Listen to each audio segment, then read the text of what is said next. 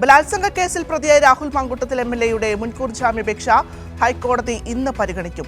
മുൻകൂർ ജാമ്യ ഹർജിയിൽ വിശദമായ വാദം കേൾക്കണമെന്ന് അറിയിച്ച കോടതി പോലീസിനോട് റിപ്പോർട്ട് തേടിയിരുന്നു.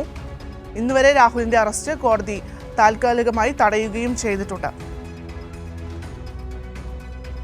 തിയോഫിൻ കൊച്ചിയിൽ നിന്നും ചേരുന്നുണ്ട്. തിയോഫിൻ, രാഹുൽ മാങ്കൂട്ടത്തിലിന്റെ ആദ്യ കേസുമായി ബന്ധപ്പെട്ടാണ് മുൻകൂർ ജാമ്യ ഹർജി ഇന്നിപ്പോൾ ഹൈക്കോടതിയിൽ വരുന്നത്. ഏറ്റവും പ്രധാനമെന്ന് പറയുന്നത് നമുക്കറിയാം, അതിജീവിത ഈ കേസിൽ കക്ഷി ചേരണമെന്നൊരു ആവശ്യം കോടതിക്ക് മുന്നിൽ വച്ചിട്ടുണ്ട്. അപ്പോൾ എങ്ങനെയൊക്കെയാണ് കേസ് പരിഗണിക്കുക? മാത്രമല്ല, ഇന്ന് വരെയാണ് രാഹുൽ മാങ്കൂട്ടത്തിലിന്റെ അറസ്റ്റ് തടഞ്ഞിട്ടുള്ളത്. വിവരങ്ങൾ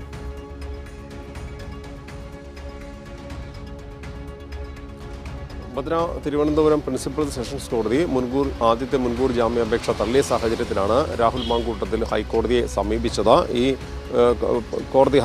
കോടതിയോട് ആവശ്യപ്പെട്ട ഹർജിയിൽ മുന്നോട്ട് വയ്ക്കുന്നത് താൻ ഇങ്ങനെ ഒരു കുറ്റം ചെയ്തിട്ടില്ല. അതായത് രാഹുലിനെതിരെയുള്ള കേസെന്ന് പറയുന്നത് യുവതിയെ ബലാത്സംഗം ചെയ്തു, ഇതുകൂടാതെ നിർബന്ധിച്ച് ഗർഭഛിദ്രം നടത്തിച്ചു എന്നാണ് കേസ്. ഇതിൽ താൻ ഇങ്ങനൊരു കുറ്റം ചെയ്തിട്ടില്ല എന്നാണ് രാഹുലിൻ്റെ വാദം. ഈ വാദം ഉന്നയിച്ചുകൊണ്ടാണ് ഹർജി നൽകിയിട്ടുള്ളത്. ഈ ഹർജി ഇന്ന് പരിഗണിക്കുന്ന സാഹചര്യത്തിലാണ് ഇതുവരെ അറസ്റ്റ് കോടതി തടഞ്ഞിട്ടുള്ളത്. ഒപ്പം പോലീസിനോട് കോടതി ഇതുമായി ബന്ധപ്പെട്ട് വിശദമായ റിപ്പോർട്ട് നൽകാനും ആവശ്യപ്പെട്ടിട്ടുണ്ട്.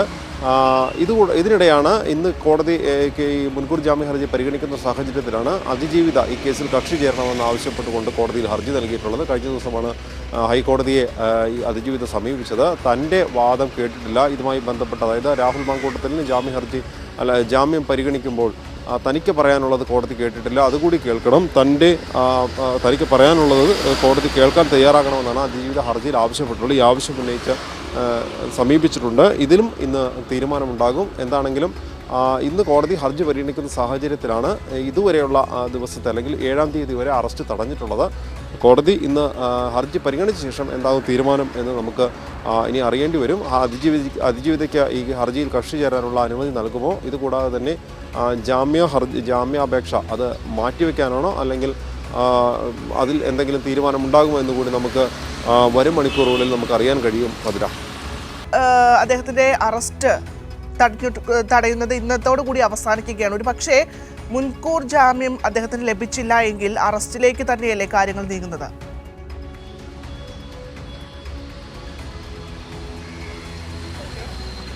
ഭദ്ര, അതായത് ഈ നേരത്തെ പ്രിൻസിപ്പൽ സെഷൻസ് കോടതി മുൻകൂർ ജാമ്യ ഹർജി തള്ളിയ സാഹചര്യത്തിൽ വേണമെങ്കിൽ പോലീസ് SITക്ക് ഇതുമായി ബന്ധപ്പെട്ട നടപടിയെടുക്കാം. പക്ഷേ ജാമ്യ ഹർജിയുമായി ഹൈക്കോടതിയെ സമീപിച്ച സാഹചര്യത്തിലാണ്. കാരണം നേരത്തെ തന്നെ പ്രിൻസിപ്പൽ സെഷൻസ് കോടതി വ്യക്തമാക്കിയിരുന്നതാണ്, ആവശ്യമെങ്കിൽ മേൽക്കോടതിയെ സമീപിക്കാൻ അനുമതി നൽകിയിരുന്നു. അതിൻ്റെ അടിസ്ഥാനത്തിലാണ് ഹൈക്കോടതിയിലേക്ക് ഹർജിയുമായി വന്നിട്ടുള്ളത്. ഇതിൽ ഹർജി പരിഗണിക്കുന്ന സാഹചര്യത്തിലാണ് ഇതുവരെ, അതായത് ഇന്നത്തെ ദിവസം പരിഗണിക്കുന്നു. അതുകൊണ്ട് തന്നെ 7-ാം തീയതി വരെ നടപടിയെടുക്കുന്നതിന്, അതായത് അറസ്റ്റ് ചെയ്യേണ്ട എന്നൊരു നിർദ്ദേശം കോടതി നൽകിയത്. ഇതുകൂടാതെ തന്നെ അന്വേഷണ സംഘത്തോട് വിശദമായ റിപ്പോർട്ട് നൽകാൻ കോടതി ആവശ്യപ്പെട്ടിരുന്നു.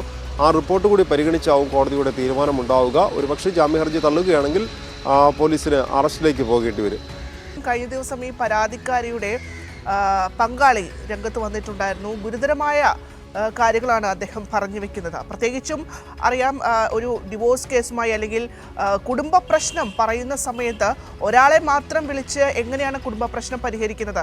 അവിടെ തന്നെ രാഹുൽ മാങ്കൂട്ടത്തിൽ വലിയ രീതിയിലുള്ളൊരു അജണ്ട അദ്ദേഹത്തിനുണ്ടായിരുന്നു എന്ന് ഈ പരാതിക്കാരിയുടെ ഭർത്താവ് പറഞ്ഞു വെക്കുന്നുണ്ട്.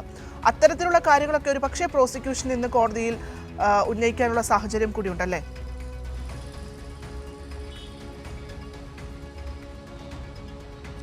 ഭദ്ര, തീർച്ചയായും. അതായത് പരസ്യമായി തന്നെ അതിജീവിതയുടെ ഭർത്താവ് ഒരു പ്രതികരണം നടത്തിയ സാഹചര്യത്തിൽ കഴിഞ്ഞ ദിവസം പാലക്കാട് പറഞ്ഞിരുന്നു. പിന്നീടാണ് ഇന്നലെ കൊച്ചിയിൽ വെച്ചുകൂടി ഇദ്ദേഹം ഇക്കാര്യങ്ങൾ പറഞ്ഞത്. അതിൻ്റെ അടിസ്ഥാനത്തിൽ തനിക്ക് പറയാനുള്ളത്, ഒരുപക്ഷെ അദ്ദേഹം പരസ്യമായി നടത്തിയ പ്രതികരണങ്ങൾ അതുകൂടി ഈ പോലീസ് ഉദ്യോഗസ്ഥർ കോടതിയെ ധരിപ്പിക്കാനുള്ള സാധ്യതയുണ്ട്.